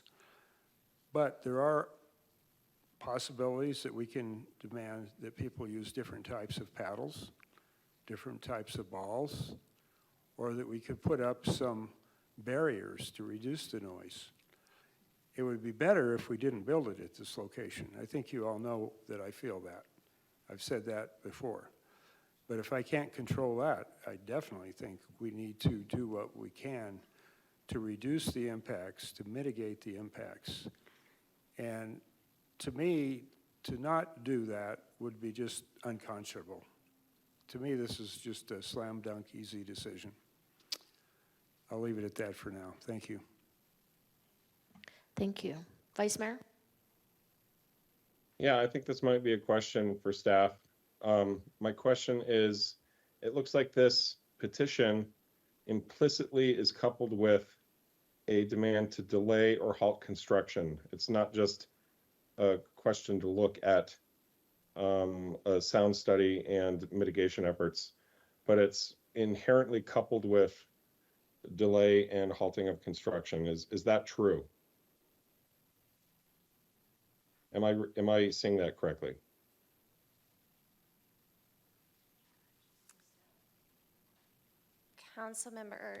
Vice Mayor Aslan, this is Rebecca Sayers. First, I want to look to the city attorney to see if we can have that discussion. You're fine. Certainly adding to the design process would increase the time of design. We're currently looking at design in the coming months and construction possibly next spring through fall. But we do have an opportunity, if directed, to add to the design contract. We'll need to look Rebecca, at maybe this is a legal question because I'm wondering if this can move forward without the construction project being utterly halted. And I will tell you, I'm fine with the study. I actually think that would be really interesting, and it would be nice to come up with some scientific data there that corroborates the complaints and the concerns, and that provides us with some alternatives moving forward. But if this is inherently coupled with delaying and halting the construction, then I'm going to remain silent on it. Mayor, Vice Mayor, and Council. Vice Mayor, the question as I understood it was, would it absolutely halt? I understood the response to be that it would delay it for a while, but in your follow-up question, you mentioned delay. If we need to look at the contract, if Council wants to direct us to do that, then I would recommend that we come back to you in an executive session with information on that. I'm asking because I'm looking at the action requested on the petition itself, and I know that we have to, I mean, what we're voting on is the petition here, not some subset of what we'd like to see ourselves out of the petition, but the petition as a whole package. And it says that the city delay and or halt construction of pickleball courts in Bushmaster Park until the following is completed. That's an indeterminate amount of time, which concerns me, and it's also just a total reset of the demands we received earlier this summer twice that Council pretty strongly made its voice felt heard on, and I'm very concerned about a circular argument starting up here again that's going to last months and months, and it's going to have hundreds of people coming in and out of City Hall defending either side of their concern for this in a way that we've all already heard these conversations.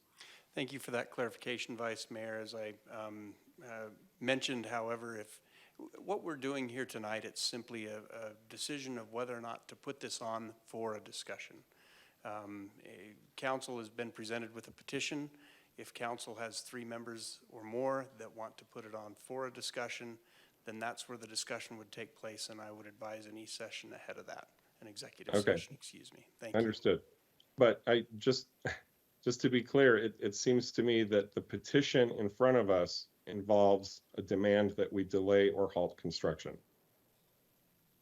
Correct. The petition does contain both words, and I'm sorry I misconstrued your question up front. So delay and halt are both in the petition language. Okay, thank you. That's all. Councilmember McCarthy. Well, thank you, Mayor. Sorry. I had my camera on, sorry. We're getting into the actual agenda item. And what I would suggest is, you know, the Vice Mayor's questions are all valid questions. But I think what I would like to see is we put this on the agenda, and then we can explore all of these details and decide what we want to do. I don't think we're going to plan on halting this project. And admittedly, anything you do before you actually put shovels in the ground will slow it down to some extent. But those are the things that we can talk about if it gets on an agenda and staff and the public can do their homework, so to speak. And then we can address all those issues that the Vice Mayor just brought up. And if I may, Mayor, just as a clarification on that point of procedural order, I appreciate Councilmember McCarthy, you pointing that out. The construction would not be delayed or halted in the event that Council asks this to be put on a future agenda. It would continue until Council made a decision to delay or halt. So this is just, again, tonight, procedurally, are there 3 or more Council members that want to put this on an agenda in the future? And in the meantime, everything's going to be moving forward as planned. Just one more comment, if I may, Madam Mayor, and then I'll be done on the topic. Sure. My concern and my warning to everybody is if we re-agendaize this for a 3rd time, we're going to have another several council meetings of 3 or 4 hours of public comment.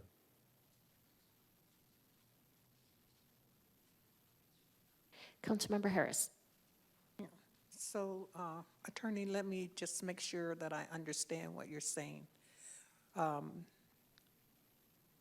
the petition is asking us to put this on an agenda for a discussion again, correct? That's correct. All right. When I say for a discussion again about mitigating sound impacts, that's what's being asked for in the petition. But the language in the petition says to delay or halt while you consider mitigating impacts. And there would have to be a decision made by council to do a study to delay or halt. In the meantime, everything's moving forward as planned, as council previously decided. And that's why I feel that's the linchpin in all this. I think most of the public would be fairly okay with the sound study and recommendations. But this petition would mean that we are discussing whether or not to delay or halt the building of courts at Bushmaster Park, and the council can decide what they want on this. That's fine. I just want everyone to I want it to be well understood that we're probably looking at hours and hours of public comment again because of that particular element of the way this petition was worded.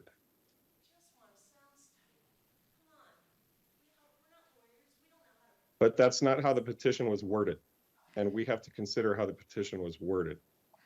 So, Sterling, I believe that I had discussed with you previously whether I could ask this question of staff. Staff, do you have an update on potential tweaks to design? Hi, good afternoon, everyone. We do have an update. One was emailed to City Council, I believe, last Thursday afternoon. We are meeting with landscape architects that are on call for the City of Flagstaff. There are 3 of them. I have a meeting this coming Friday to just start to discuss some of those design elements that have come into play based on that tweaked concept design that staff put together. And at this point, there's nothing to share publicly? There is nothing to share publicly. Okay, thank you. Vice Mayor. Yeah, I might suggest one way around what I see as a potentially very sticky situation is that we reject this petition, but somebody this evening during To and From puts forward a fair asking for a sound study and recommendations that come out of that. That way we've left we've decoupled those 2 considerations, and perhaps halting or delaying construction could still be a part of the conversation, but it doesn't have to be a part of the conversation. Just a thought.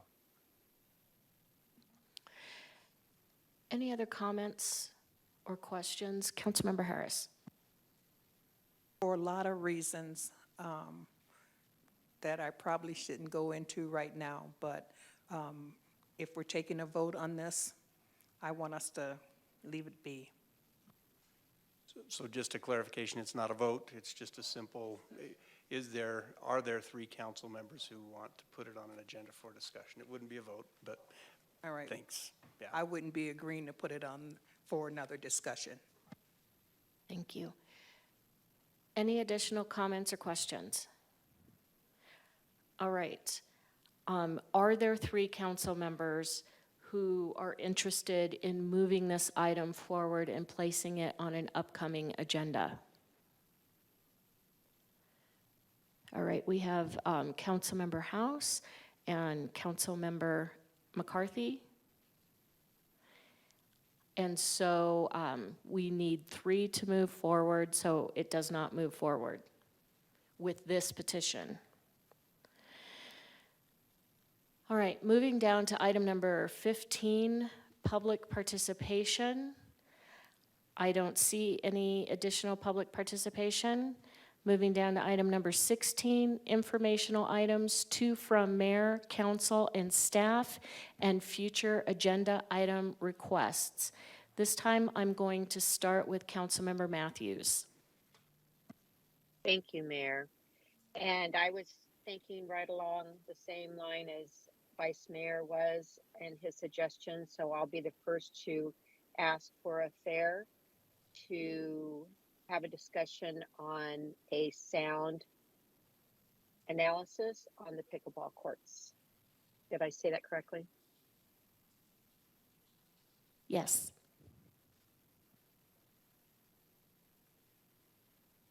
Anything else?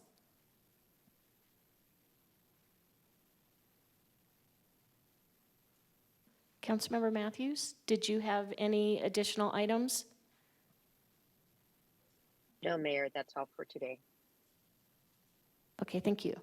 Councilmember Harris. Time for to and from? Yes. So I am really, really excited about my experience with the Recreation and Open Space Committee, commission, or staff, I shouldn't say, because I didn't meet with the commission, but the staff. They were so generous with their time over our break. And I haven't been outside that much in a long time doing stuff. So I would recommend that all of us, if we get a chance to go on an open space tour, go on a Parks and Recs tour, it's really eye-opening. And I think that council would really enjoy it.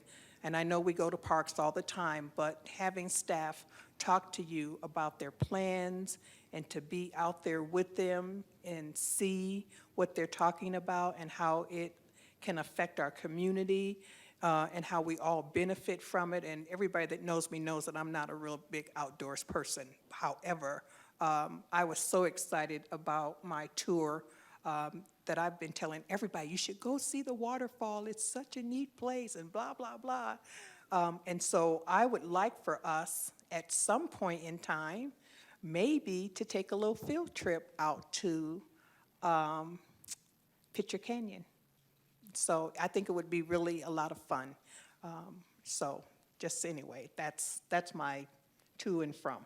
Just encouraging everyone to get out there and see what we have to offer. Oh, and the last thing is that I mentioned very briefly about the Frisbee, the golf, whatever it's called, golf Frisbee. Disc golf. Disc golf, that's right. Thank you, Aslan, Vice Mayor. I was amazed that we had that many people in town, and I knew that there were a lot of people here, but I really didn't know why. But I didn't hear a lot about the disc golf, so I think that when we do have those kind of huge events, people coming, thousands literally of people coming, I think it would probably be a good idea to publicize it more, and we did, but I just think having more publication on it would be helpful. So thank you. Thank you. Vice Mayor. Yeah, I have two fairs, or at least I want to bring a couple things to the attention of our process. A future agenda item request might be more than is necessary to address the concerns I'm about to raise. And if there's another route that we can take that's just as expedient or even more so, that'd be great, because I'd like to see some of these things looked at as quickly as possible. I think they're rather urgent. The first is I would like to forward the ball, as it were, to the extent feasible, given resources, to develop other court amenities for some of our city parks. Specifically, I'm mentioning basketball and bank shot amenities, including, but certainly not limited to, Ponderosa Trails Park, where I know the need is readily evident and already noted and backed up by various active public requests. But again, I'm sure the conversation can cast a wider net too. And that's kind of a nice follow-up and piggyback on Councilmember Harris's wonderful discoveries from the summer. I think those amenities are just as needed as they always are, and we've never really shown a spotlight on them, at least not as individual council members. I'd like to see some of those things moving forward with every available resource and haste that we can muster. The other one is that I'm also concerned about certain red tape that may be faced by local city breweries with respect to current light industrial figures regarding the extent to which square footages for retail space are limited right now. I'd like to see retail square footage allotments increased significantly for breweries zoned in light industrial. And I'll leave it there for now. If that comes back as a fair or under some other process, I'm not married to one way or the other, just as long as I think we need some speedy development on that front as quickly as possible. Thank you. Thank you. Councilmember McCarthy. Thank you, Mayor. Regarding Picture Canyon, I've been out there. It is wonderful. It's a wonderful place. Councilmember Matthews made a fair to do a sound study, and I'm thankful of that. I'm obviously going to be very supportive of that. And then earlier this evening, the Vice Mayor mentioned that he and I and a lot of staff people from the county and from the city met with Congressman Eli Crane, and he seemed to be very supportive of the flood control and fire control things that we've been doing, and supported the idea of federal funding for those. However, he did mention that if one of a future similar project is in a bill that contains anything about Ukraine, he specifically said he would have to be a no vote, and which really surprised me. As many of you already know, Mr. Putin has invaded Europe, and the front line is the Ukraine. I also noticed that we have a Ukrainian flag flying on our lawn today, and I was amazed that he was not supportive of protecting Europe from Russian aggression. Thank you. Thank you. Councilmember Sweet. Thank you, Mayor. So for having a break, I certainly did not get much of one, but I did get away last week. It was wonderful to be in Napa, and we're back, and it's really good to see everyone. As a reminder, Friday is Art Walk downtown, so I hope to see you all. And Saturday, we are co-sponsoring Princess Bride with the county, Movies on the Square. So join us. Councilmember House. Thank you, Mayor. Also had a very busy and productive break. I had the opportunity to have a good conversation with some folks in support of our continued efforts involving the Tobacco 21 ordinance, and look forward to seeing that conversation continue. I sent some follow-up comments and questions to the mayor and city manager, and so look forward to hearing back on that. I will be attending, along with much of the rest of council, the Lee Conference this week, so I'll be heading down starting tomorrow, and looking forward to a lot of those conversations, including ongoing conversations about the future of Arizona that we all hope to see. And I mention that particular conversation because I think that there are a number of conversations coming and existing already within our community that I'd like to see us continue having, particularly the call that I'm hearing from several people about ongoing conversations to continue engaging, giving visibility, and celebrating the various cultural heritages and traditions within our community. There are a number of communities who do not see themselves represented very frequently, and are curious as to what needs to happen in order to bring them more to the forefront and more into visibility. So I'd love to continue being part of those conversations, particularly today and yesterday on the wake of another mass shooting of people strictly because they were Black, is not something that bypasses notice. Particularly as a member of that community who lives that experience and knows what that's like to not be able to fully enjoy community because of fear of that sort of hatred. I think that these are conversations that we need to keep having and keep bringing to the forefront of our community, and finding ways to celebrate the people within our community who help to contribute to the values and the beauty of Flagstaff as a community. If we let those people go unseen and unheard within our community, then we continue to miss part of our story. And it's an important part that keeps us from having to endure some of those atrocities that are seen other places within this country. Finally, to be sure that I'm ending on a more positive note than that was, I do want to just highlight the ability to participate in the Erica Alexander Welcome Home events that have been taking place since last Friday. A beautiful opportunity that we as a community had to welcome the renowned actress, philanthropist, producer, and more back to her hometown of Flagstaff.